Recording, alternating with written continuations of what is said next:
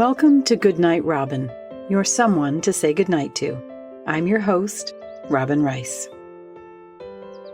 Tonight's episode is sponsored by Dogwood Books and Gifts in Greenwich, Connecticut, a spiritual store reimagined as a community of artists, seekers, readers, thinkers, and friends gathered around books, coffee, and thoughtful gifts for thoughtful people.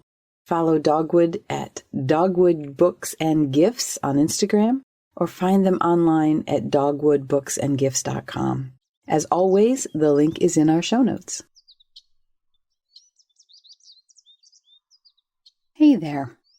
Today I was thinking about my dad quite a bit. I don't talk about him a whole lot. I don't think about him a whole lot. Not that I didn't love him, but he was kind of a weird guy. And he died when I was pretty young. He was 46 and I was 21, I think.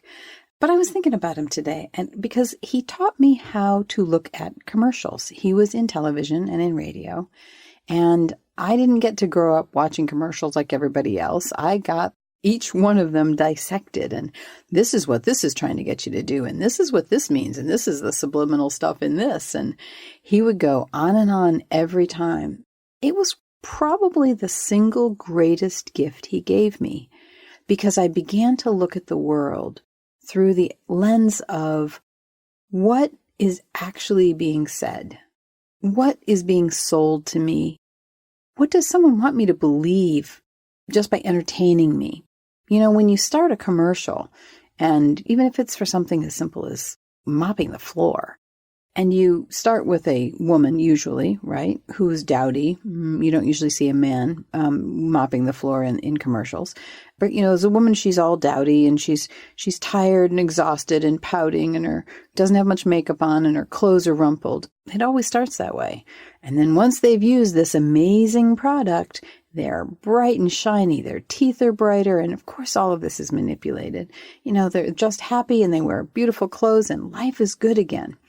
And my dad taught me to look for that, to say, don't be fooled by these commercials. And again, it's such a simple thing. Like, I remember telling my friends about this, and they're like, just watch the commercials, who cares? But I thought it was pretty interesting, and it made me look at the world and say, what is the world as a whole selling me? What's it got that it's trying to get me to do and get me to whatever? I'll tell you what I'm selling you here. What I'm selling you here is, well, obviously if we have ads, because we have to support this, I'm selling you whatever is in the ad. For sure, that's there. But I'm also being very careful about those ads, by the way. But even more, I'm selling you this idea that you don't have to feel alone. That's a pretty amazing idea, don't you think? I think so. The idea that we don't have to be alone is something that is almost like the antithesis of all the commercials that I saw growing up. So maybe my dad actually planted the seed for this very podcast. I don't know. But I like to think about the idea that we can look and be intelligent about what we're listening to and what we're seeing and what we believe. I stopped looking at beauty magazines because they made me feel ugly.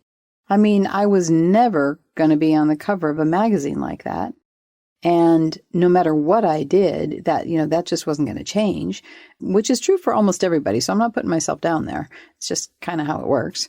But I didn't want to feel bad anymore. Also, as a teenager, in college, I watched soap operas just because it was fun and everybody did it, until I started realizing that at the end of every one, my stomach was churning and I wanted to see what happened next. And ever since then, I haven't really watched anything like that and don't even enjoy most television because I don't want to be hooked on a bad feeling. Anyway, I was thinking about Dad today and thinking about, for all you did wrong, Dad, and there was plenty, you gave me a really good education in listening to the world through open eyes and ears and just a sense of question. I thought I'd tell you about it today. I hope you had a good day. I hope you have a really good night's sleep. Good night, my friends.